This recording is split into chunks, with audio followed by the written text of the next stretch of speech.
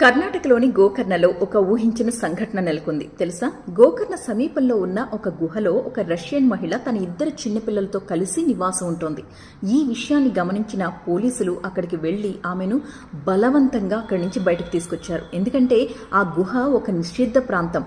ఈ మధ్య కొండ చర్యలు పెద్దగా విరిగిపడి అటువైపుగా ఎవ్వరూ కూడా జనాలు సంచరించొద్దు అని కొన్ని ఆంక్షలు పెట్టారు. అదే కాకుండా చుట్టూరు విషపూరిత సర్పాలుంటాయి, అలాగే క్రూర మృగాలు కూడా సంచరిస్తూ ఉంటాయి.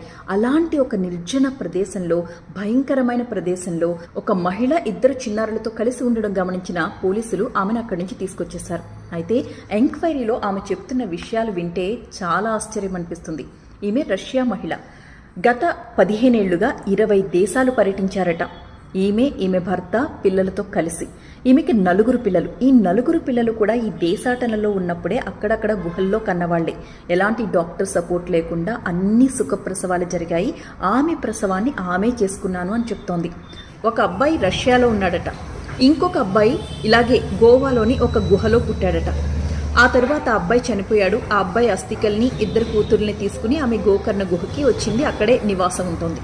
ఎక్కడికి వెళితే అక్కడ ఇలాంటి ఒక గుహ చూసుకోవడం, ఆ గుహలో ఉండడం, పక్కనే ఉన్న నదీ స్నానం చేయడం, ప్రకృతిని ఆస్వాదించడం, పక్కనున్న చిన్న చిన్న గ్రామాల్లోకి వెళ్ళి కూరగాయలు, పళ్ళు, కావలసిన వంట పదార్థాలు తెచ్చుకుని వంట చేసుకోవడం. ఇది వాళ్ళ జీవన శైలి.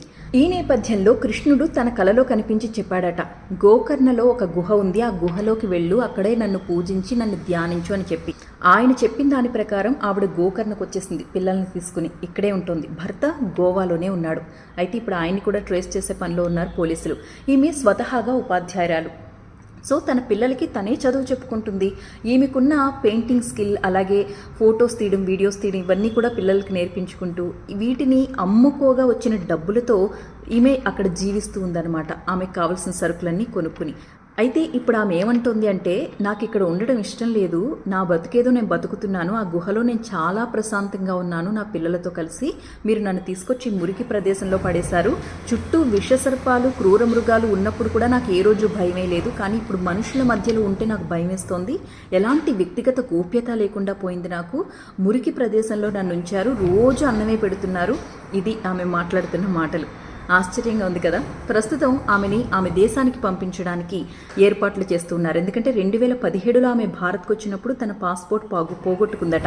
అప్పటి నుంచి కూడా ఆమె ఇండియాలోనే ఉండిపోయింది అని చెప్పేసి పోలీసులు అంటున్నారు. ఆమె దాన్ని ఖండిస్తోంది. మేము వచ్చి కొన్ని వారాలే అవుతోంది, మేము మధ్యలో భారత్కి రావడం, మళ్ళీ వేరే దేశానికి వెళ్ళడం, మళ్ళీ భారత్కి రావడం, ఇదంతా జరిగింది.